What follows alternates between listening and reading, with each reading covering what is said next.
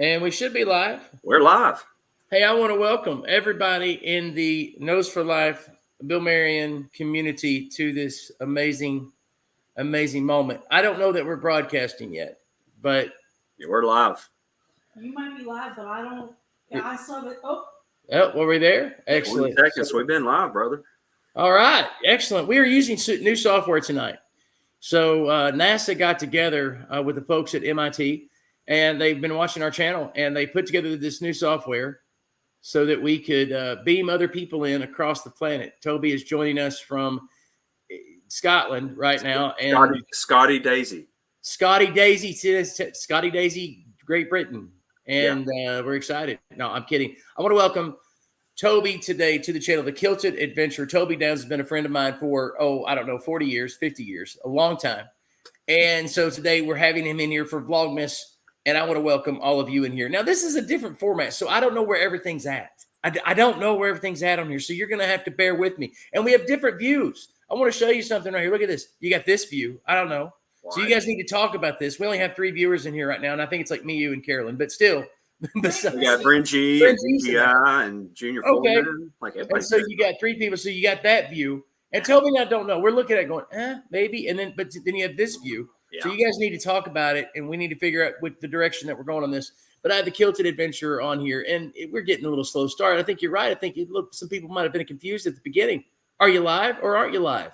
I don't know. And the reality is that we're using this new NASA MIT software called Duck. It's got a duck head on it. I don't know. It's StreamYard. StreamYard. It's called StreamYard. But anyway, Toby, I had to reach out to StreamYard before this about the monetization issue and this and that, and they kind of squared me away. They were very friendly. Good. This is a product that I'm probably going to use. I liked it when you were showing me the product. I was like, okay, this is good. This is what I've been looking for. Mm-hmm. And even using it in this process, it took all of 15 to 20 minutes to figure. I'm talking about total all day, a minute here, 2 minutes there, to get to where we're at right now. And I've been trying to find software like this for 2 years. Excellent find. StreamYard so far, it's great. This is the free version, but they've got bells and buzzards and whistles that you can purchase and all that. And this is one of those products that it's kind of like Audio Hero or TubeBuddy, where I saw what it could do one time and went, yep, that's it. And I like this is a good find. Very good find, Toby. Hey, while we're still talking about tools, why don't you show everybody the neat little thing this will do, like so Eminent or Junior Foreman or somebody. This is really happy because, like, right now you've got Juan Thomas, been a friend. Wait a minute, hold on. How did we do that? That's not fair. Yeah, we can put comments on the screen. We like that, but I just don't know how in the world Juan Thomas got up here. I'm going to tell you why. He's a CIA agent, and he knows how to hack into the system. Oh, my goodness. Walter Langston is in the house as well. Variety Entertainment, good to see you guys tonight. Hello to you as well, Junior Foreman. He's sitting there saying, hey, good evening. And, of course, Bryn G is in there, and she says, quit rolling your eyes, Bill. Okay, now Bryn G has officially taken over mother job. Be like, close your mouth, wipe your nose. That Bryn G, that's where she's at now. She's like telling us how it is long term. Man, she's been around for a while now. We love her because he is CIA. Bryn G, she like put that right up because Juan is CIA. By the way, again, I want to welcome Toby, and he's not in here yet, so I'll talk about Strong's Adventures later and how we had a great time posting and with the Dutch oven video that I released last night. It's not a barn burning kind of video. It's really an inside joke video, but I hope you guys will check it out when you get time. It's the first time I've used the Dutch oven since I brought it back from Mom's. Used to way back in the day, Toby, about 20 years plus ago. I cooked with the Dutch oven about 3 times a week. I was a Dutch oven master, if you will. But marriage and kids and everything kind of changed that a little bit, and I got away from the Dutch oven cooking. And now I'm back into it. I'm officially back. Most people got into cooking like yourself during COVID. I got into it again post-COVID days. I guess. Now, to be clear, I've always been into cooking. I did some cooking Facebook pages, which probably should have stuck with that because those have done great. I handed those off because the Kilted Adventurer isn't the Kilted cooking guy or whatever. But it could be. Maybe, yeah. But I'm more like Carolyn. I like the crock pot. No hate from this group. I know y'all are Dutch oven fans. I'll get there. It's a progression, right? Baby steps. Here is why I like the Dutch oven. It's not a matter of more or less. It's a matter of how versatile it is. If you take, I challenge you this. Let's go camping. Okay. I'm hoping you're going to be up in the early, like mid-spring. You don't want to come too early because we'll be camping in the snow, which I'm fine with. But you being from the deep south, it's a pretty big adjustment. Yeah. But late spring, we go camping Spruce Knob. You bring the crock pot. I'll bring the Dutch oven, and we'll see who gets to cook. I'm not bringing any electrical items. I'm trying to tell you that eggs and bacon, biscuits, everything can be done in a Dutch oven. And it's just really, really awesome. Matter of fact, there's Billy at Strong's Adventure. That looks like a Dutch oven loving hat. And it is Billy at Strong's Adventure. He's got the best saying, Toby. I'm telling you, we need a catchphrase for our YouTube channels. And his is, there's no loving like Dutch oven loving. Boom. You can't top that. I mean, why would we even try? No, it's the best. It is that. And I learned this new thing that they taught me over in that community about hashtag Cast Iron Wednesdays. Oh. So I'm in. I'm all in. You don't understand. I was going to write all in the comments or something, and I thought, man, somebody could really make fun of me for that. So I refrained from that. But I am totally into this Cast Iron Wednesdays. I got to just figure it out. DJ's like, I've never used one of my best early memories with cast iron was my grandmother would take Crisco. I'm sure there's some folks here that know what that is. Put it in a cast iron and fried chicken. And it's the best thing you ever put in your mouth. I mean, it's like really pressure cooked fried chicken. all my relatives didn't live past their 60s, but boy, it was good.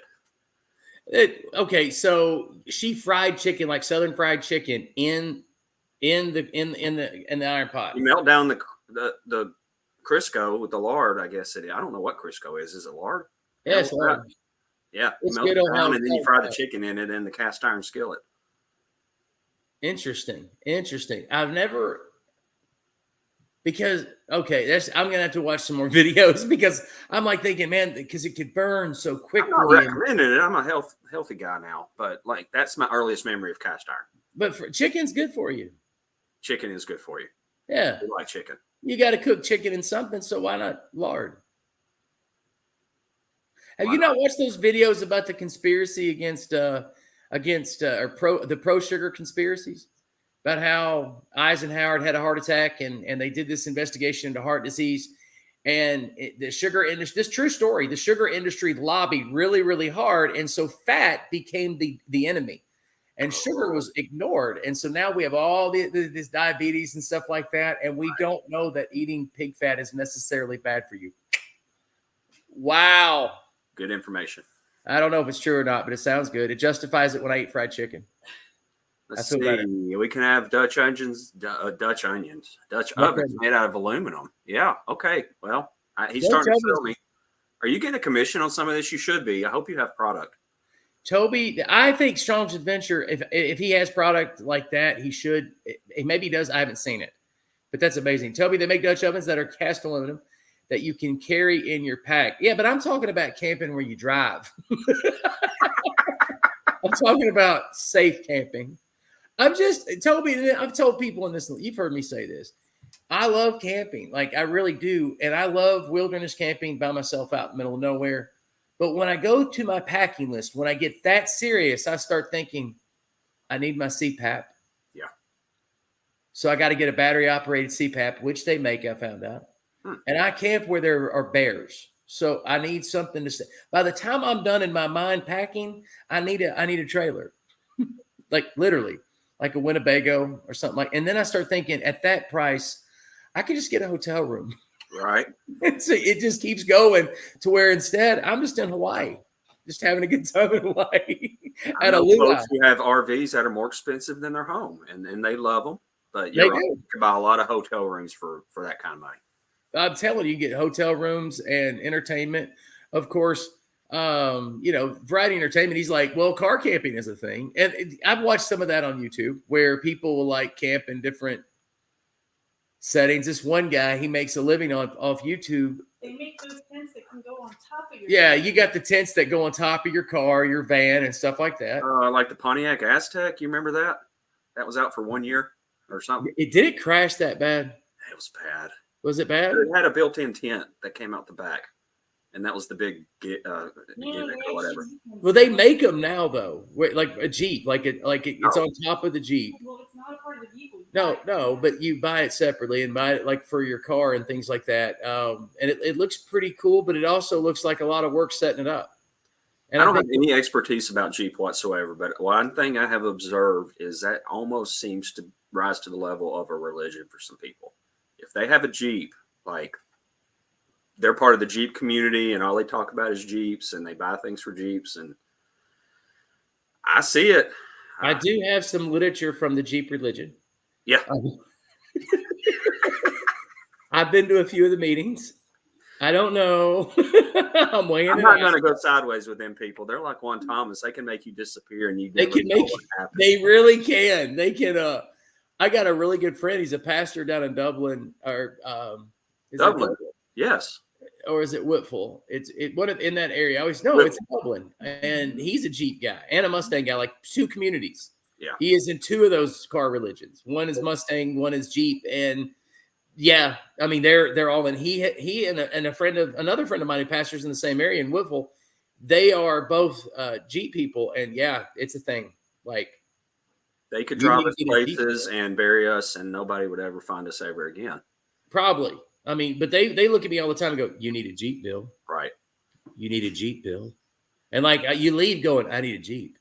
I need a Jeep. I can't live without a Jeep." And like you're going to borrow the money for the Jeep, and then all of a sudden you look into Jeeps and go, "These things break down a lot." And my vehicle is paid for, and so you start going, Hey, Gary has a Jeep. Look at that. See, I knew there was somebody in this. Gary is smarter than me. By the way, Gary Millwood has he has a channel that he's got up and running, and I've got to give him a shout out because it is not easy starting a channel. It is hard. It is scary. So check his channel out when you get time. Gary Millwood, he's right there. He just put one about this huge. Carol and I remember it well. It's the yard crawl. I guess is that the one up here or down there? We have a yard crawl here. It's called a yard crawl up here. Down in Tennessee, it's just like the never-ending yard sale or something. But anyway, he's got a great video about that. The largest long yard sale. Is that part of that? Yeah, that's the same thing. Same thing. Okay. And technically, Toby, it goes all the way up through here, but it's not exactly a joint adventure. You know what I'm saying? Yeah. But they have one up here. They have one down there. Junior Foreman he says, I've got a 1950 Jeep, which is pretty, wow. Okay, that'd be cool because those things, that's like a post-World War II vehicle. You know what I'm saying? Yeah. And then, of course, Variety Entertainment's like, no Jeep for me. By the way, there's Gary Millwood's. I want to make sure you see his name so you guys can check out his channel when you get time. Oh, sorry. I did not mean to post that one. I'm still learning. And, you got to show Variety Entertainment's emojis. Emojis are cool. Like he's like, that's like not just a little chuckle. That's a big laugh. that's belly laugh. Funny. What's that? That's a belly laugh. That's a belly laugh. Hey, no problem, Gary. And it's man, just keep it up. Keep making content. It's going to be awesome. DJ says, I love me some Jeep up in here. I love me some true story about an Army Jeep. My dad served in Vietnam, a couple tours, and he didn't know how to drive a stick shift back then. And if he had, he was given the opportunity to drive one of the officers around, and that would have been his job instead of being in the mud and the rain and the snot and whatever else that was going on. But he didn't know how to drive a stick back then.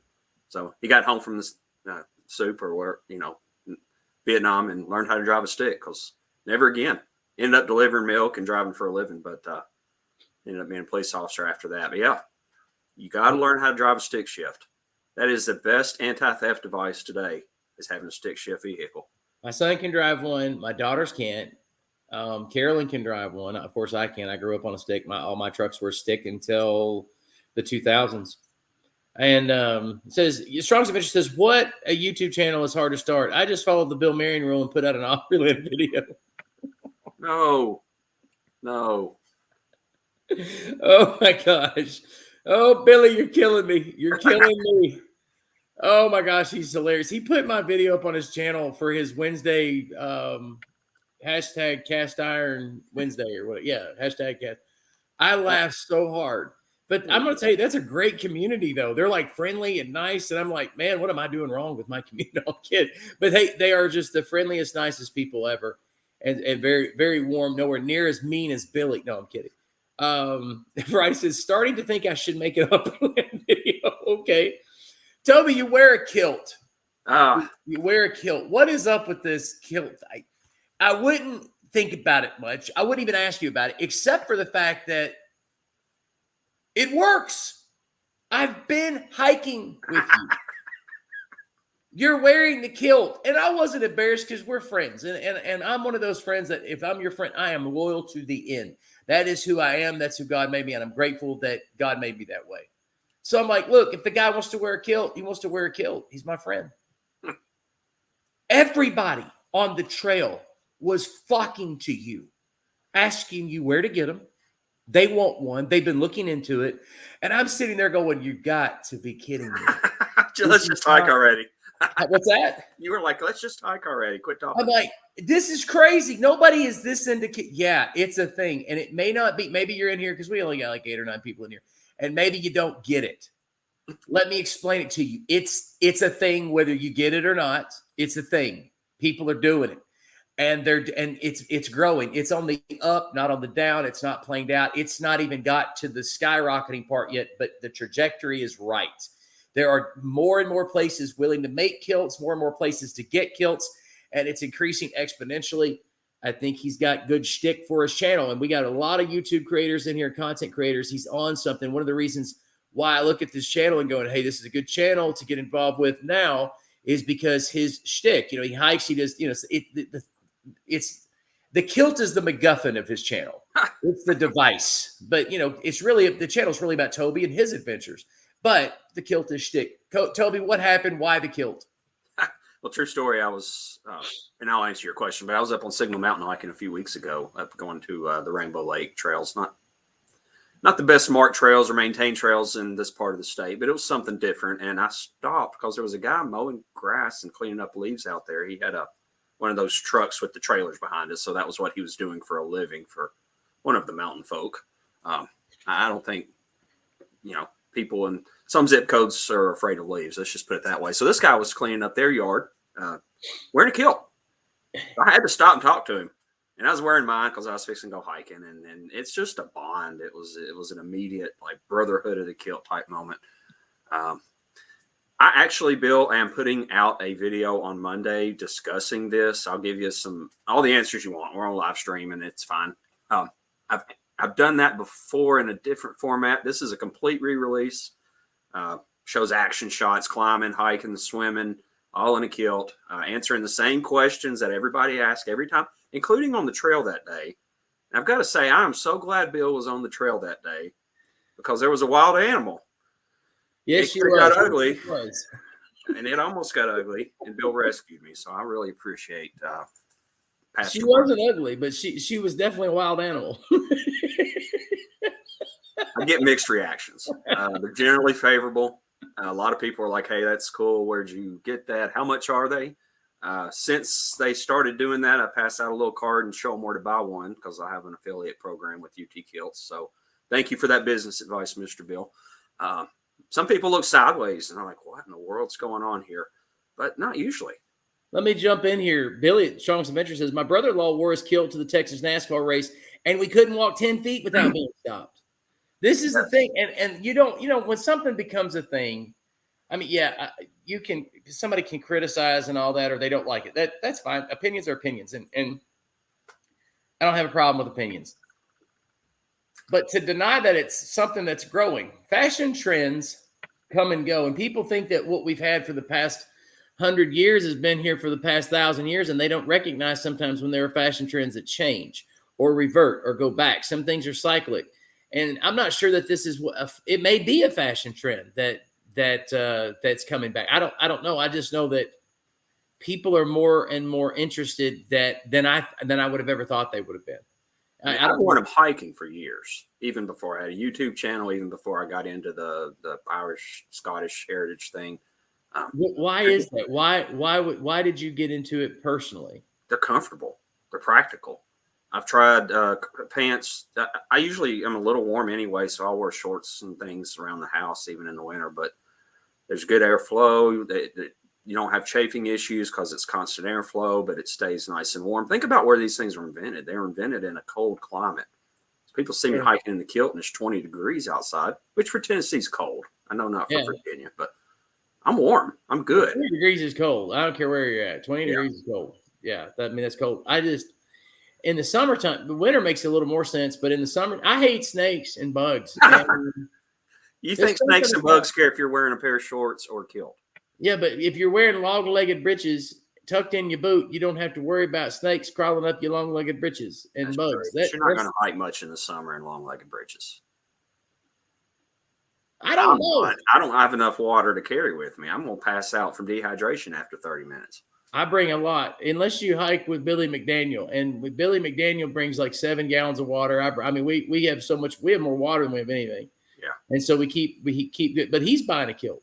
But my bro, Billy McDaniel, and Billy McDaniel's a manly man. You know, he's one of those. But see, I want to make sure that you understand this, people that are watching. This trend is not happening with men who are like, spend too much time in the fashion department. That's not this trend. Listen, I'm just Most talking. of these guys you would never walk up to and say that's a skirt because they would leave a little. They will whip your hind end around where you used to be. Yeah, these are very manly men that they like kilts, whether it be because of their heritage. A lot of times it's a heritage issue.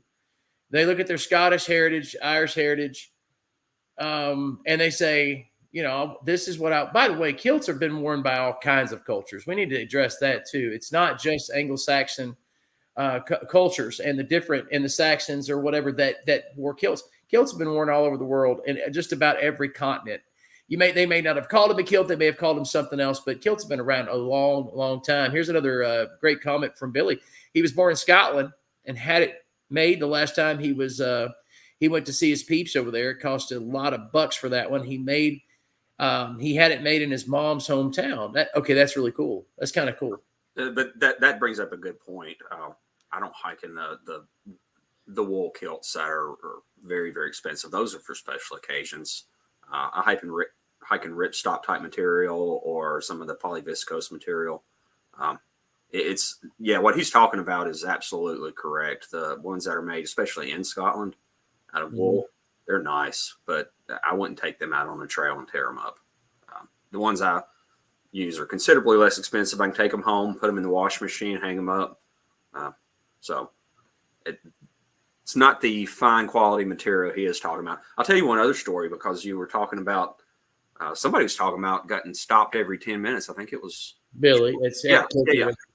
A couple weeks ago at Abba's house, we were having a Christmas festival and people were lined up to see Santa Claus. And I was taking footage for the Christmas special that will be coming out on Christmas Eve. But there was a group of children and I kind of found out later, special needs adults get in line to take pictures of Santa Claus. Well, I'm over there taking pictures of them, taking pictures of Santa Claus. People started getting out of the line. I was more popular than Santa Claus. They were taking pictures with me, and poor old St. Nick had to take second fiddle for a few minutes. So you are the John Lennon of kilts. But it was a nicer kilt, and I had the full kilt hose, the flashes, the sporin, the whole 9 yards. And Bryn G asked this. She says, Kilted Adventurer, can you play the bagpipes too? Bryn G, that's the number 2 question I ever get. No, I cannot. I can play the radio though, and have you thought about trying to learn? No kidding. I mean, talk about. Yeah, there's a group in Chattanooga that does that, and they get together once a week, and there's a guy Jonathan. He has learned to play the bagpipes. Jonathan was the first guy. By the way, he's one of the best banjo players I ever met, and he met his current wife in my life group at Abba's house. Mm-hmm. Whoop, whoop. I just want to say a lot of people met and got married out of our life group. That's all I'm going to say. I think he wears kilts. He plays bagpipes now. Yeah. Our other friend, Adam, he hikes all over Tennessee. I don't know. I'm not going to use last names, but he just bought a kilt because his father-in-law wears kilts all the time. His father-in-law has been in 2 of my videos wearing kilts, and he just bought one. So, yeah, it's a thing. Reggie says, I love to hear bagpipes. I like to hear bagpipes twice a year. I love them. And if somebody's passed away or something, it's cool to hear Amazing Grace on them that one time. But to say that I like to hear them all the time, it depends. And I'm going to just honestly, I don't want to hear John Williams music over at bagpipes. You have all these different people trying to, bagpipes serve a specific purpose to me. And like outside of that purpose, not so much. There's some different things they've done. Some groups, I think Celtica, they play heavy metal guitars and bagpipes, so that kind of has a nice little sound to it. But I agree. It does. Variety of Terry's like bagpipes are good. Come on, people. They're good. I'm just, I mean, I don't know, I'm not even going to try to imitate it, but yeah, go ahead. Go ahead. You were on bagpipes there. Oh yeah, I don't know. That's the number 2 question anyway. What other questions, or do we want to switch gears? I'm happy to talk about anything. Somebody was trying to ask me about running earlier tonight, and I run in kilts too. So, well, what I'm trying to find out is an example of bagpiping, and so this is a great example right here.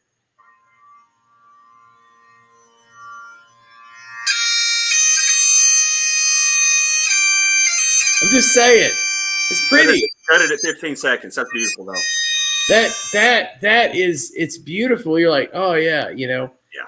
But again, you hear some people trying to get cute with their bagpipes, and you're like, it's one of those things. So I like them. Okay.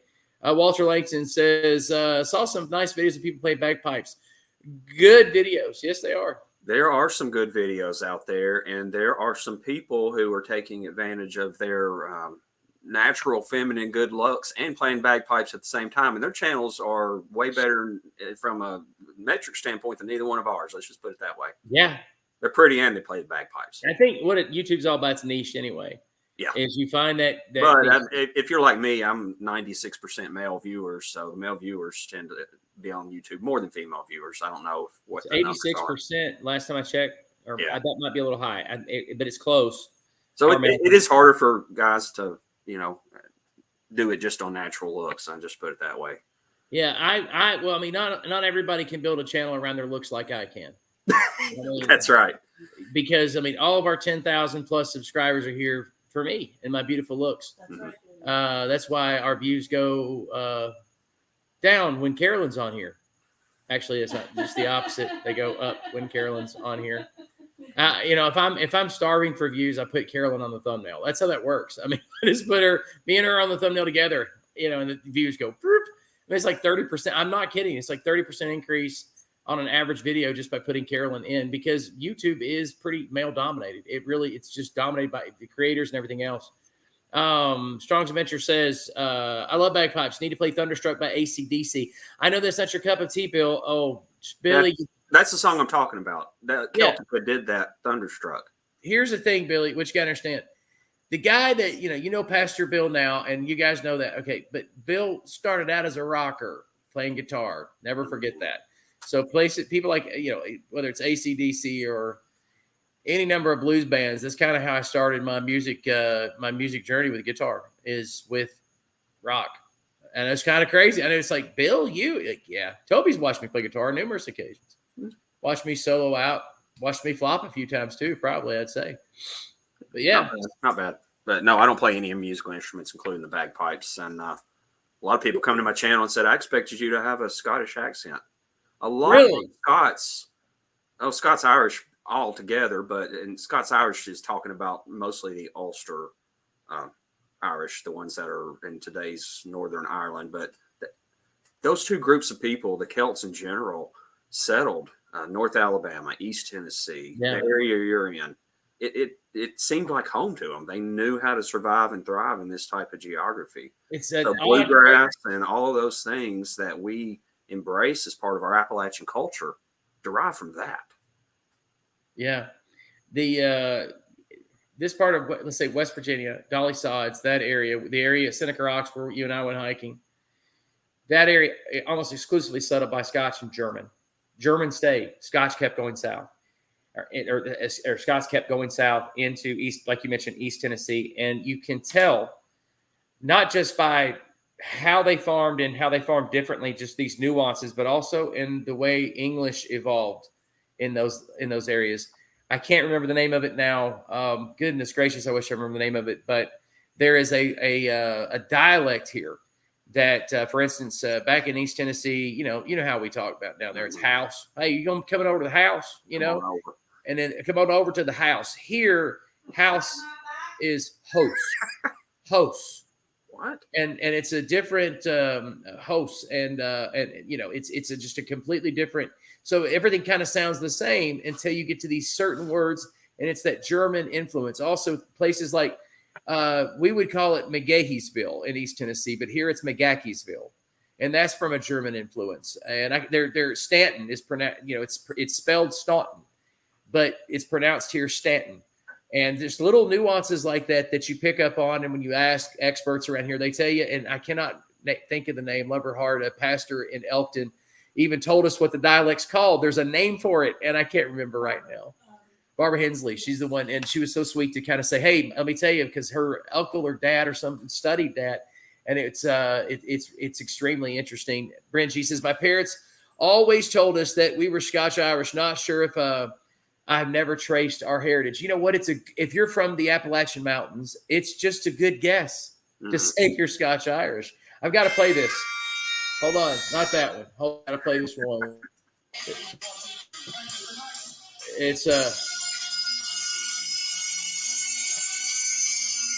This is an excerpt from Thunderstruck. That's a lot better sounding song than what you just played for us over whatever. I was getting there. The Seagulls. It sounded like there was a bunch of cats getting their tails caught in rocking chairs. But that's bagpipes. Now, come on. We got to be honest. That's bagpipes. No. I will say this. There's a group called the Seagulls. They are just a different kind of group, and they do a version of Thunderstruck that is amazing. And it's with an anvil, a banjo, and it's just, this guy's got a very unique voice, and it's just interesting. Check it out when you get time. Don't know the group, but don't know them personally, but they just have real interesting arrangements of those old metal songs, man. You remember Hairspray Rock, and it's hard for me to even remember Hairspray because when I did have hair, I did use Aquanet and Mousse, which is probably why I don't have hair now. I used Hairspray in high school, and I wish somebody had told me that was terrible. I know that in eighth grade, this would be 1987, 88. I'd mousse my hair back, then spray it, and I had hair halfway down my back. Come on. I mean, it was the 80s. That was cool. Yeah. And as cool as I was ever going to get. Right. And then at football practice, you put your helmet on, and all that alcohol, all those toxins mixed with your sweat is just sitting on your head for 3 and 4 hours at a time. So by 16, my head was fried, man. I mean, I'm convinced. I mean, what are you going to do? Walter Langston said, we may finally get some snow here in a few days. It's going to get a little chillier, but man, it's still going to be in the 50s. It's just not going to be a normal year for Harrisonburg. Billy says, they make mullet wigs, Bill. They do. Oh, they make them that connect to hats too, so you don't even have to have a full wig on. You just put the hat on and you've got the mullet. I'm weighing out my options. Yeah. I'm weighing out my options. I'm looking into it. I think I want an afro though. Because what's that? Oh, I'm sorry. I was picturing you with a mullet and a ball cap, and I don't know if you would look good in a ball cap. You always wear brimmed hats. I just think it would be better for me to go upward and not downward. Because I need height. I need some height. Balances my shape out a little bit, Toby. Yeah. Hey, you're from this area, so help me think about this. We were talking about different areas that people immigrated to and settled. You remember Grudy Lager just over the mountains here?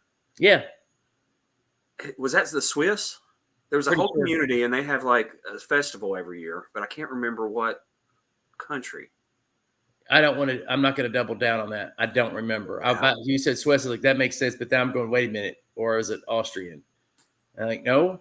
Immigrant families. I remember now because I made a video there, and it showed a home place there in the park, part of the South Cumberland State Park, but it's Savage Gulf. Savage Gulf. Gary's saying yes. The Swiss. Gary's around that area a lot, and he would know. Yeah, they have a big deal that like a whole Swiss month or something. I need to get over there sometime and see what that's all about. I think they make a good knife. No, try again. No, so the Swiss Army knife. I don't know. I know. They make good clocks, though. They do make good clocks. They know how to have a good time. What's that? They know how to have a good time. They do. Probably a little too much, but that's all of Europe, Germany, and so. I mean, come on. When you think of France, it's wine and cheese. Yeah. You know, Germany, it's about dark beer. The European continent, they've been brewing beer and whiskey for a very long time. Junior Foreman says, I had one of those open top hats with the fake hair sticking out. It was cool. Junior, man, it may have been cool, but I just don't know if I can pull it off. You know, I don't know if people would even recognize me. I thought it'd be easy for me to like to hide in the middle of public just by putting a wig on. People, it would blow people. I've been bald for so long, since I was 17 or 18, that I don't think anybody. It'd be people. I could walk right past them and they'd be like, I don't know who that is. Maybe a vague familiarity, like yeah, maybe. And another if I'm wearing thing that came over here, Bill, and this is something that the Appalachian people also became, I guess, masters at, or at least dabble in. And this isn't my expertise of yours, but I thought about it because I was on Fiery Gizzard a couple weeks ago, and I came across an old moonshine still, and that was the people in Scotland and Ireland who knew how to do that, coming over here and inventing, you know, I guess the bourbons and the things that, you know, are known to be Americans nowadays. But I came across that old still at the bottom of a waterfall, and that was a neat find. Yeah. We found a still on our property on those old King George plots there. Which is above Saudi. It's Possum Creek, but it's on the mountain, and it's on our property, our family property up there, behind Bowman Cemetery. Not at Lewis Chapel, but I'm drawing a complete blank right now. But there at Jones Gap, at the, you know, it's a few miles off the road south from the Jones Gap gas station, and we found a still there too years ago. It's been 20 years now, but we found a still up there. The thing is that most of the stills that most of the explosion, if you will, no pun intended, of stills in the Southern Appalachians has more to do with the taxation and the G-men that the government, when the government began to tax everything in the world, you see this explosion of illegal activity in the South because they were land rich but cash poor, and they had plenty of, you know, beans and taters, so to speak, but no way to pay their tax bills. So they had to come up with a way, and there was no way the government could shut it down. There was no way, because the whole community felt like they were being infringed upon. So it was hard to get on the inside and bust everybody. Grow. All you need is some cold water in a creek to make you know, and start a still. And so you have all of the, you know, Elliott Ness type of operations that went on in the South of them trying to bust up stills. But the truth is that they outlasted the government in that. There's some great, one of the first books written. I did a couple of videos about this guy. I wrote a book back in the early 20th century, right before Great Smoky Mountain National Park became a national park. He wrote one of the first books that excited everybody about the Smoky Mountains. He was an FDR guy. He was a New Deal guy. He was what we would call today a progressive. I'm very careful when I say this, but a progressive liberal for his time. So a lot of his material is slanted towards the government being compassionate about this, that, and the other, anti-prohibition and things like that. There is an agenda in his book, and I think that's necessary to point out. My professor in college, an expert in Smoky Mountains or in Appalachian sociology, Dr. Durwood Dunn, was very critical of his book, of this guy's book. But all of that to say this is that a lot of the hillbilly stereotypes came out of this early 20th century characterization of the people in the Smoky Mountains, and it wasn't really accurate. These guys and gals were extraordinarily intelligent. They were survivor oriented. They just didn't like big government, and they still don't like big government in East Tennessee or in the South in general. They want the government. They're a hands-off kind of people. They still are, and you can tell by the way they vote that they're still that way. And that predominates not just in the mountains, but all the way into the South, into the Delta. And that's kind of where they're sticking. I didn't mean to go off on all that, but just to talk about stills. I mean, it's just a really interesting, you know, I don't drink. I think alcohol is dangerous. Like, you got to be careful when it comes to alcohol. But that being said, it's definitely a part of our culture. You follow the dollars, like you said. It was about taxes. It was about freedom. It was, and you said FDR. I was thinking about one good thing that came out of that program was the Civilian Conservation Corps. I was I mentioned Fiery Gizzard. They got a whole trail there dedicated just to those camps. Half of the lookout, or most of the lookout mountain trails, were built by those men. Yeah. So I'm not the big government guy, but some good came out of that era, especially if you like outdoors and the Park Service. I know you've talked about the parks many times in your videos. Absolutely. Absolutely. I'm passionate about the history and the the background that we share in common. And when somebody moves into this area, if you notice when they move into the South, you have people, I call them modern carpetbaggers. My dad was one, moved from Detroit to the South. They're moving in by the millions right now. They hate big government. I mean, people from all over the U.S., they hate this big government. And they come to the South and they have to realize something. If you're gonna say I don't like big government, that means you're gonna have to give up a few things too. Yep. Let's be fair. I'm not trying to be political, but I mean, let's be fair. There are some services like that you get that cities provide in other places that cities in the South are like, deal with it. We don't do that here. We got septic tanks. Yeah. What's that? We got septic tanks. Thank you. Exactly. We got we're not going to run city sewer out 50 miles from downtown. It's not going to happen. Right. So you got to you have to get used to the fact that if, we had these people come and buy land beside our family's land up in the same place, Jones Gap in that area and Lewis Chapel, carpetbaggers from the north, and they're going to buy that cabin in the middle of nowhere. They were so excited, and they would show up at the gas station there at Jones Gap all the time. They're from like Wisconsin or something. Don't you know we're going to build a cabin and we're going to have a good time?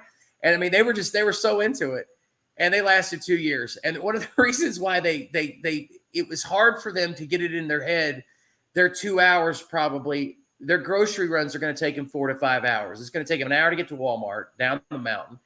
Once they get to Walmart, it's going to take them an hour to get back. And it's hilarious. And then also something Gary just pointed out here is that a lot of people will move to get away from a certain thing. When you move to that location, don't try to change the location. When you get there, there's a reason you moved there. You wanted to get away from what you moved from. So it's just a different kind of thing. Billy at Strong's Adventure says CCC was a great thing all across the country. I have a lot of books about that. Toby, what's your opinion about CCC? I like the trails. I like finding ruins and taking pictures of them. I don't know. I need to read some of Billy's books. I didn't realize he had books on the subject. So I don't want to speak about something I'm not very educated about, but I understand they lived there, they worked there, they recreated there. Like that was their whole life. And I guess they got to send some money home. I really don't know. We did miss a good conversation about NASCAR and steels also. I'll tell you something, Toby. When it comes to the work programs, WWW, CCC, especially if you're in this part of the country, it's mostly CCC down the Appalachian Trail and whatnot. Yeah.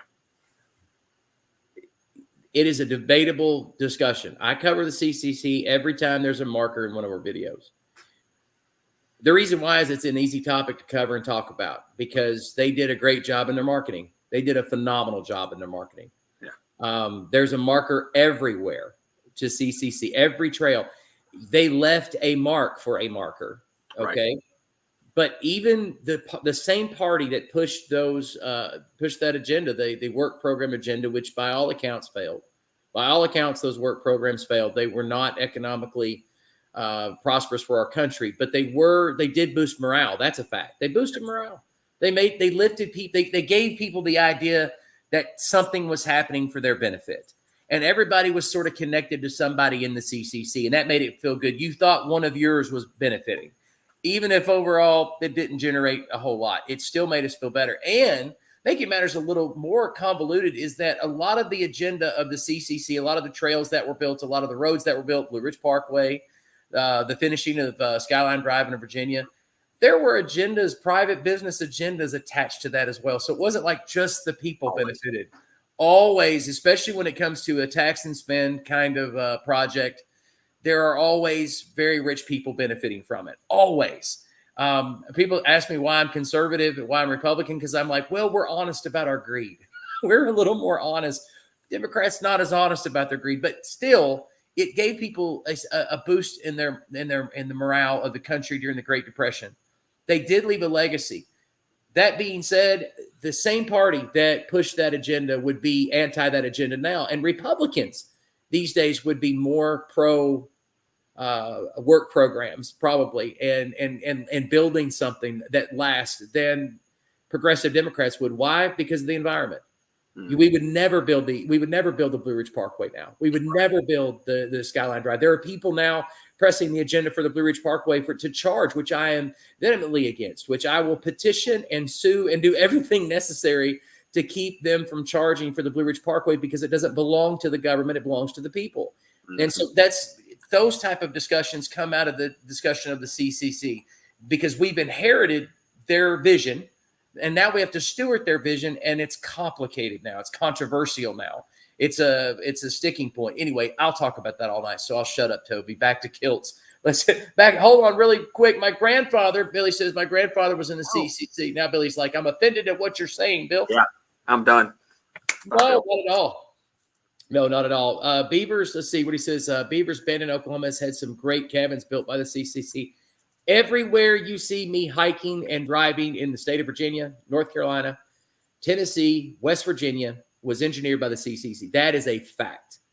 There's nothing, and Toby, I'd say probably a lot of places. A lot of the places, not as many as you, but yeah, but a lot of places. You talked about getting into controversial topics, though. Like, you've started doing that some more. I've noticed that, and I'm not that brave, because when I get into anything that's historically ambiguous, people just jump on and rip my head off. So I just switched to entertainment format, and I'll talk a little bit about where I am, but I don't know if that's the right decision or not. I don't like controversy and ruckus as much as our good friend Bill Marion does, I guess.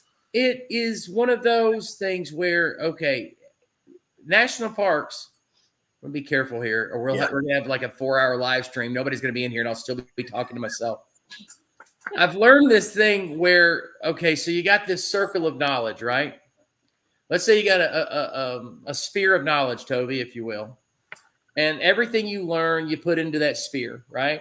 And that represents all the knowledge that you have. Have you heard this before? I'm tracking. And then all of a sudden, the more knowledge you get, the sphere gets bigger and bigger and bigger. But what does that mean about the circumference of the sphere? It gets bigger too, doesn't it? So that the more you know, the more you don't know. And that's the problem. Yes, I am a little more controversial, but I also realize the more that I learn about national parks, the more I visit national parks, the more you recognize a narrative that is being spun in national parks and in national forests, the more I see people getting suckered by certain things where, again, when the video of Roan Mountain, which I can't tell, it was everything I could do to finish that video. I was so mad because this is what Vlogmas is all about, the spirit of giving, the spirit of information. But I got so mad making that video because this person bit my head off because I made the statement like, are they not going to make a view for a handicapped person here? You know, somebody that they can just drive up and maybe look out their window. And the person said, that's not the National Forest job. And I wanted to look at this person and say, and I said this on the video and I'm saying it now as well. I want to look at this person and say, they pay millions of dollars for a marketing firm. They don't need your help. Yeah. They don't need you to defend themselves to me. In fact, you should be asking the same questions because this is your agency. It belongs to you. The government doesn't have any money. The government doesn't have power except for what you give them. That is the foundation of what we believe in this country. We are supposed to question our government agencies. We're supposed to question. And it's not a matter of revolution or violence and any of that or fake news. It's a matter of just saying we, the people, should voice these things. A national park, or a national forest, what their job is to do is to manage our resources. We can get into the debate of how they became our resources. Well, their land was stolen by people. The land was stolen. People's land was stolen and divvied up to all of America to be managed by the United States government. Okay, we did that. That's what it is, okay? And the national park's the same way. That land was owned by people. It's not like people said, here you go, government. Here's my land. Manage it for me since it's so beautiful. Eminent domain. What's that? Eminent domain, right? Eminent domain there's a few cases in the Smoky Mountains where under the guise of certain foundations, and I love that word foundations, because people don't realize the foundations can keep like 49% of the money that they collect by land. Anyway, I can just keep on going on and on. Oh, I support the such and such foundation for the environment and to protect our forest. Like, honey, do you know how many millionaires are benefiting getting that money that you're giving? Oh, I could just keep on going. They were missing some good comments, though. I know. Sorry. The CCC doing all these trails is something I didn't know. I thought I knew everything. I guess my dad was right. I don't know it all. And I have to tell myself that all the time. All dads are the same, and I am truly a dad. Peter Foreman says, I truly enjoy the Blue Ridge Parkway, especially on my Harley. I rode from the part of Galax to Cherokee. Great run, Junior. Great run. That's one of the best areas of the Blue Ridge Parkway. I love the Blue Ridge Parkway. It's one of the greatest accomplishments that we have as a country, that we pulled off during the Great Depression. And again, that was a work program. That was something for the Great Depression. What you can say is at least and that's where I was going with this whole thing, is at least what they set out to do, we're still benefiting from today. But I think what I call government and corporate greed gets in the way, and then all of a sudden we want to benefit more than we were supposed to benefit. Those things were supposed to be free. We weren't supposed to be charged for any of that. Skyline Drive is absolutely robbing the people of Virginia that they stole that land from. And they choose when they can shut it and down. they basically choose when they can shut it down, and you don't really have a say in it whatsoever. Mark Suzerwitz says, "Hi, you guys. Was talking to Hope Small. Hey, well, good. My daughter Joy on Duo Chat. Good to see Bill and Kilted Adventurer. Mark, you'd make sure you tell Hope hello. Got some land. Walter Langston said, got some land in New River Gorge for back taxes. Now it's being taken back. Okay, good. And so, Toby, your channel. I want to hear more about your channel, and not all this controversial stuff I'm talking about. Where is your channel heading? Well, you call it a hiking channel, and that's fair. Probably 40 to 50% of my content is hiking, but I am the Kilted Adventurer, so you will see me in places. Renaissance Park, downtown Chattanooga. I've been to Chicago.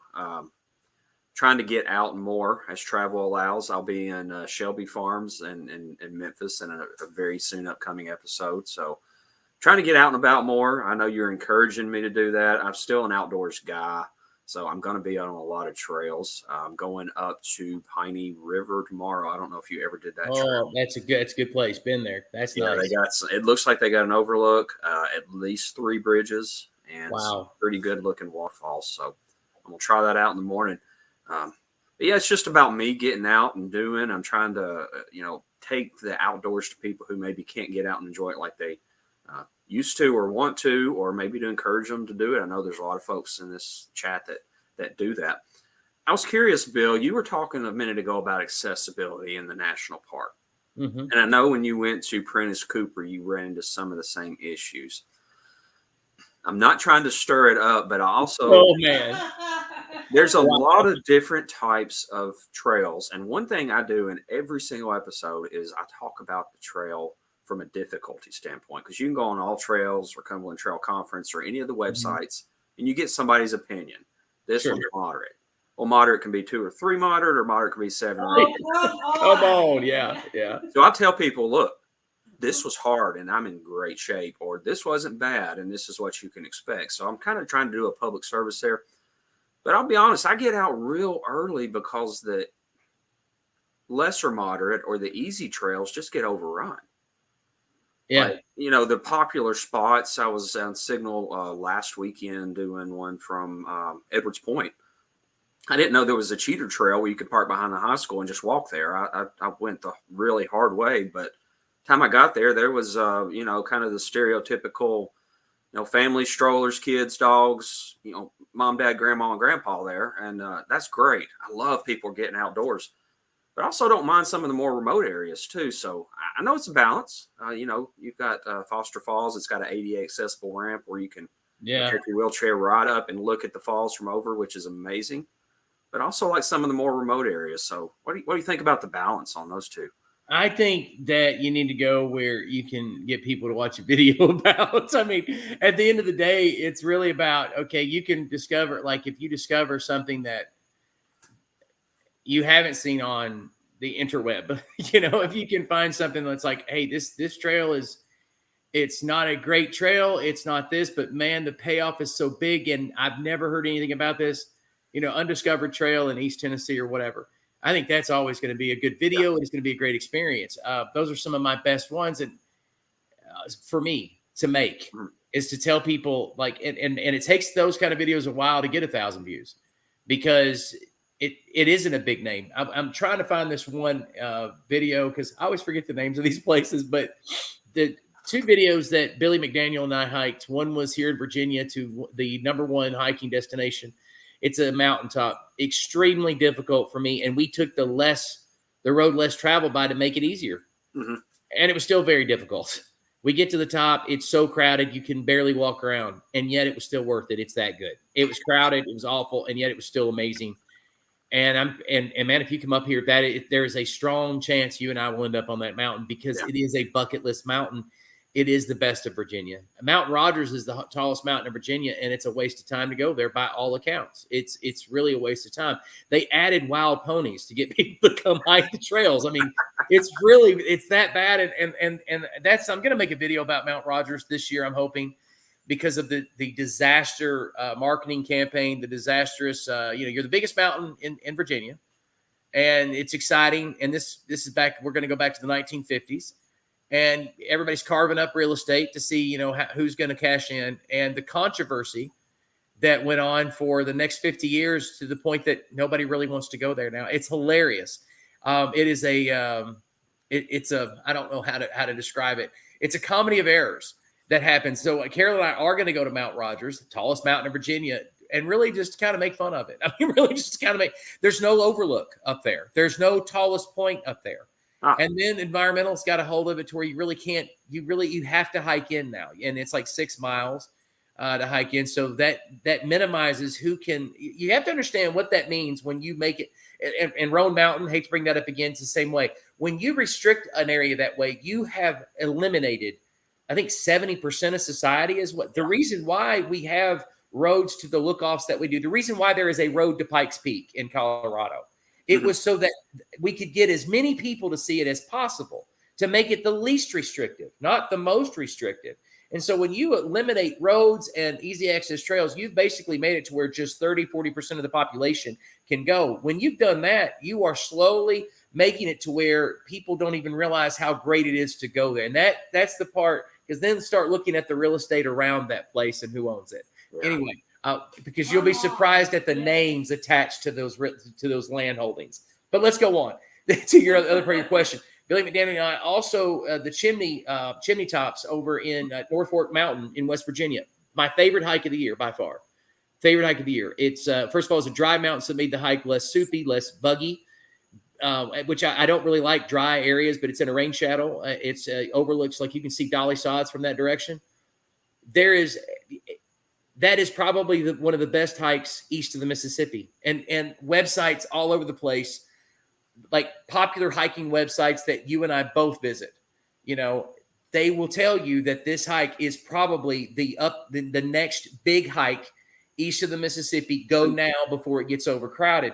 There's a reason why, because there's nothing like it's like Seneca Rocks. You and I went to Seneca Rocks to the 10th power. Like it's bigger than that. It's better than that, but it's off the beaten path. You can climb around all around it. It's like something out of Lord of the Rings, and it's a dry hike. And you know what I mean by that, because there's like Dolly Sods, you're going to get wet. It doesn't matter where you hike at Dolly Sods, you're going to end up wet. Seneca Rocks, the first few 100, 200, 300 feet, depending on the time of year, you're going to get wet. It's not until you start climbing that the water goes away.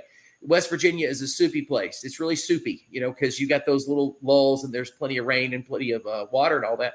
But the bottom line is that when it comes to hiking and choosing between the moderate and the difficult, what I would do is look at the difficult. And what do you mean by difficult? Do you mean incline? Do you mean scrambling? Because my wife's not going to scramble. It ain't happening. Yeah. My wife doesn't like to do a 90-degree horse face kind of climb. It's got to be very specific. So I only take her, but I don't necessarily look for hikes to take Carolyn that claim to be, it's moderate with light scrambling. They lie. Because they lie. Moderate with light scrambling is difficult. They lie, yeah, and that's why I don't do a lot of group hikes unless I know the trail real well. But part of the beauty of YouTube is you can bring those things to people too. You talked about kind of hidden jewels. I came across one a few weeks ago, Graysville Mountain. Ooh, it is good call. It was 2016 is the last section they cut, I believe, but it was only a few years ago. But it doesn't have a trailhead on the other side, so it's not well kept. You got Roaring Creek down there, and there in the summer, it's this part of the country's paradise. We'll just put it that way. It's like Chester Cross Park. And lots of folks go and swim.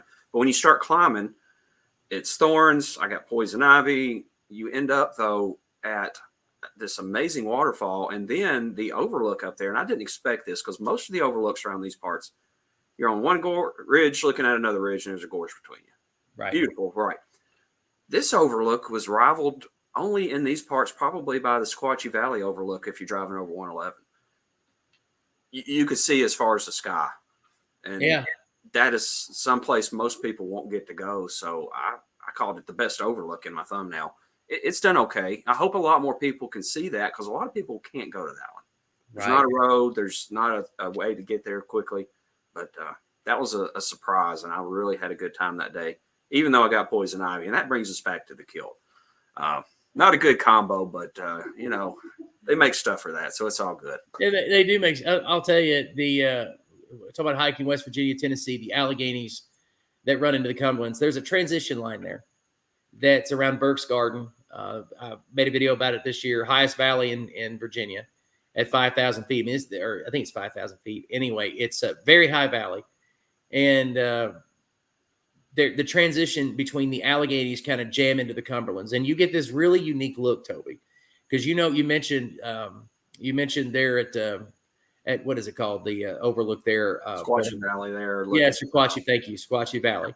And so the overlook there at Sequatchie Valley, where they take the hand gliders off and everything, looks so much like Germany Valley in West Virginia, 500 miles away. It's identical, because you're looking at some of the same type of geology that you're looking at. I mean, almost the same. I mean, there's coal in that part of Sequatchie Valley. They built furnaces down there. I mean, it's a big deal, but they're still different. And right there where the two mountain chains combine, man, they're slamming into each other. The topography is amazing. It's absolutely beautiful. And so you get this area of Kentucky, West Virginia, and Virginia, this little circle of places where those two mountain chains kind of collide. It's absolutely beautiful. There's some great places. I think I would tell you and any YouTuber, myself for that matter, find places off the beaten path to hike. I think there's a lot of people that swear by the Appalachian Trail. I have hiked a lot of the Appalachian Trail in Virginia, a lot of it in North Carolina, and all of it in Tennessee. It's beautiful. It's wonderful. There's a reason it's famous. Yeah. But there are wonderful, amazing places to hike that aren't the Appalachian Trail that may offer better. I mean, look, the Appalachian Trail is pretty awesome though. Okay. Mm-hmm. But my goodness, there are some places that you can get alone with God, and you can not have to worry about seeing people. You mentioned Chester Frost. I hate Chester Frost. Good video out there. It was, I had to really creative. Yeah. Yeah, because it's miserable, you know, with the traffic and the people. And Sequatchie, what is it, the nuclear facility down the road there, because all the fish have three eyes. But, you know, it's one of those things. Let me catch up on a few comments here. Strong's Adventure says, I've hiked all over this country. Now I park the fifth wheel and hike to the campfire and start the food in the cast iron. So there you go. Baker says, I scramble eggs. I'm just assuming he means in the Dutch oven. Juan Thomas said, Bill needs to hike down the Grand Canyon and film it. Juan, when we get back out there, I am so looking forward to getting back to Arizona. Carolyn is too. It's a big hop, skip, and a jump for us right now. As soon as we can get going. Now, I do want to say this before everybody just starts hopping off here. We have adopted an issue for one of our very own. And his name is DJ. His name is actually Nathan Williams, his real name. And Carolyn, if you could patch that stuff, she's all over it. We are collecting money for this young man who I have talked to extensively and talked to him last night, exchanging emails. We know this guy. This guy's been around. This situation's been vetted. He's trying to get his car out of the shop. And every single night we have had our offering played out, asking you guys to help. And we're still asking. And I'm not embarrassed or ashamed, because you know what, Toby? Toby, you know what? I have never, not one time, have I ever asked my viewers to give me any money? I don't remember that you ever have. Not one time, Toby. Not one time in all of my many, many years of YouTubing. I have never asked for money. That is why I'm asking now, but not for me. I'm asking for DJI. Also, his name is Nathan Williams. If you look at the information here that Carolyn has provided, she's providing the address of the Firestone so that we can. The link is right above it. And the link is right above it. So there's the link of the GoFundMe for the cash. Then there's also the check. Tomorrow night we'll have a total that we have so far in. Okay, so that everybody knows. But we're far enough away to where I don't have any problem saying, hey guys, if you can give. If you can write the check for the remaining amount, it'd be great. And it's somewhere around $1,600, $1,700. No, about $1,500. I think is what we still have left, thereabouts. We'll have an exact number for you tomorrow night. But if you can write a check for that whole thing, that'd be great. We would love that. We would greatly appreciate it. If you want to remain anonymous, just include that in a small note to your check. or you can include that on a note if you want to go to the GoFundMe page, whichever one, if you want to remain anonymous. But that if you can't give all, give some, because I promise you, in the season of giving, you'll be blessed for doing that for somebody who's in a jam, in a bad situation. Some difficult things have happened, some things that have made it very tough for him. And it doesn't matter what, doesn't matter going into details, because you know what? Everybody has had issues at some point in their life where you've needed help. If you've never needed help, my goodness, God bless you, which means you should be able to write the check for the whole thing, because you've never needed help before. So out of compassion for other people who don't have it together as well as you do, you should write a check. But I bet that the people in this room right now, you've been there before, you've had issues before, and somebody has come in to help you like we're helping DJ. And we're going to keep asking for this. We're going to keep asking for it all through the Christmas, all during Vlogmas. And we're believing that all of it's going to come in, and he's going to be able to get to work without having to get rides from everybody. And man, it's just a difficult process. He's got 2 children. He's raising them. And man, he was telling me a story about recently about his father passing from colon cancer a few years back. And it broke my heart because my dad's still living, and he's a pain in my colon, but he's still living. And I love being with him. I love being with my dad. And when I was talking to DJ about his situation, his dad was a mechanic. So this is like, it's very hurtful for him, because he's like, if dad were here, I wouldn't have these problems, and I know that feeling, Toby. And so I not know that feeling with a dad, but know that feeling of saying, man, if things were in line better, this would not be this way. And so if you would consider giving to that, I would greatly appreciate it. Again, I'm not asking for me. I've never asked you all for money. I have relied strictly on my looks for all of our travel and all of our YouTube videos. Yes, baby, that's right. Sometimes when we get desperate, Carolyn just makes me stand on the street corner and show my legs. And I set out a tip jar. And she says, "Get out, baby, and earn our money." I'm like, "Yes, ma'am." And I get out there and I wear my kilt, and then I just show my legs. If you wear a kilt, it's a whole lot easier. I would greatly appreciate it. Strong's Bench says, if you would be a partner with YouTube, I could send you a super chat. Rhonda runs the other money. Jeez, admit. You know what, Strong's? I am a partner with YouTube, but for some reason they tell me I can't do super chats now. In other words, I get advertising dollars, and some months it's great. This month it's like, no, it's there, but it's like, eh. And Toby and I have been talking about that a lot, because I keep him, because he's an up and coming tuber. And so I am partnered with YouTuber. They do show commercials, and I do get some money off that. But the super chat, they took it from me, and for the life of me, I cannot figure out why they took that from me. I don't know. They are letting me do the membership thing, which I got confused the other night with partners. So I'm going to do the membership thing. I don't know how well it's going to go over for our channel when I start that up. Like, seriously, I think you have to have 28% returning subscribers, and I'm just not there yet. I think, and that's the Facebook thing Toby and I were talking about on his channel, where I'm not posting to Facebook anymore, because it's not helping the algorithm on YouTube determine who all's watching my videos and things like that. DJI says, Strongs, I can see the super chat button. You should be able to. See, I don't see it when I'm on there. Toby, do you see a super chat button? No, but we're using StreamYard, so I wouldn't see it. So if there is a super chat button, our people are just tightwads. What can you say? No.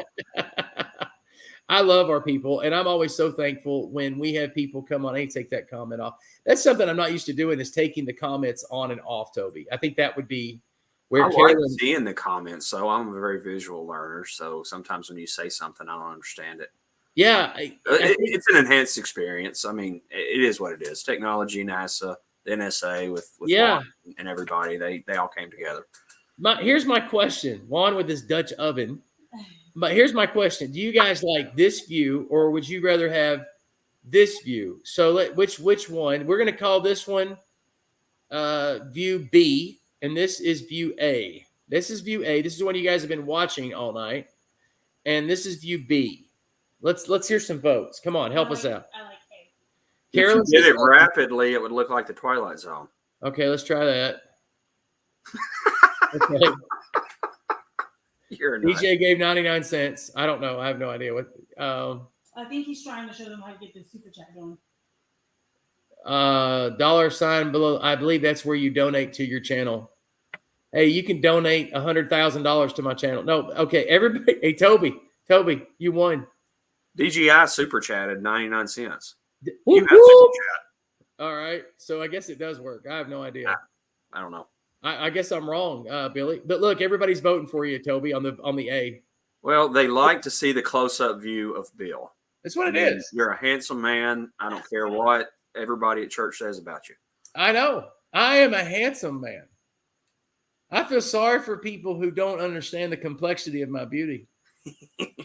Oh, Mark says do B one more time. Do B one more time. B doesn't look good on this mobile device I have in front of me. It looks great on a laptop. Yeah, but it doesn't look good on mobile. I looked at it. It doesn't look good on a mobile device. You are correct. And it was overwhelming A. I mean, it was like A. Hey, let's talk about giving for another moment. You mentioned the need in this group. And, we could talk, again, for hours on this topic, but there's three things you can do with money. But one of them is give. And that's the most joy I've gotten in life out of money. I like to spend money. I just bought a new camera. It'll be great. I like to save and invest. I think you should. That's biblical principle. But giving is so much fun. Yeah. And giving with nothing to expect nothing in return. Like that's even better fun. It's easy to give when you know it's going to come back to you. I mean, even the tithe, God promises to return that and abundantly overflow. But just giving when it's great. It's the most fun you'll ever have with money. That's why people are allowed to become prosperous, because God knows He can trust them to give and be good stewards of it. That's right. I'll tell you, giving with no expectation of return. There's freedom in that, man. There's so much freedom where you're not expecting anything back out of it. You're giving, and the faith, the risk of giving, of saying, you know what, I'm going to take a risk here and give to somebody I don't know when. Yes, you can get burned. Yes, you can get double crossed. And you're trusting God to say, God, this is your money, because you're essentially lending to the poor. Yeah. And I'm not saying that Nathan in a typical situation is poor. No. Don't misunderstand what I'm saying. We've all been there. We've all been there. I mean, my goodness, my 20s are a blur. I barely remember my 20s, because of the mistakes I made. He's actually doing he's 30, but he's doing an outstanding job in life. Considering everything he's gone through, he's doing an outstanding job in life for the adversity that he's faced. Mark is going B, now A, now B, now A. I'm like, no, Mark, I'm not falling for it, Mark. Do you want to show him C? I don't like C. Is there a C? A C. C is like the Bill is the star of the show view. No, I hate that, because that's just weird. I don't know the difference between that one, and there's no difference. There's these two here are the exact same. No, C puts you on a big square and Toby on the smaller one. No, these two. You have to understand. That's an option, and that's an option. But see, there's no difference. C, and that's the narcissist Bill. I get, it's all about me. Yeah. It's all about me. Toby, it's been a pleasure having you on here. Your channel is the Kilted Adventurer. And Carolyn, if you could post a link there to make sure that we've got him covered on that for playback. Bill, I enjoyed this. I appreciate it. I know you and I could talk for hours, but it's way past my bedtime, and everybody else is probably ready to go too. So thank you so much. We did that live stream on my channel 2 days ago. It's exploded because I've got your face on the thumbnail. Of course it exploded. But I'm just happy I could return the favor, and I've had a lot of fun talking tonight. I've had a great time. I think Carolyn, there you go. That's the Kilted Adventure. You guys, we're going to be doing a lot of this in the next coming year. What we're noticing, and YouTube's been saying it a lot, is these type of cross-pollination, interactions, collaborations, whatever you want to call it. These things work, and it gets communities involved with each other. And I'm so glad that we have such a community, a welcoming, warm community. I love you guys. I will see you tomorrow night. Toby, I will talk to you later. Good night. See you guys.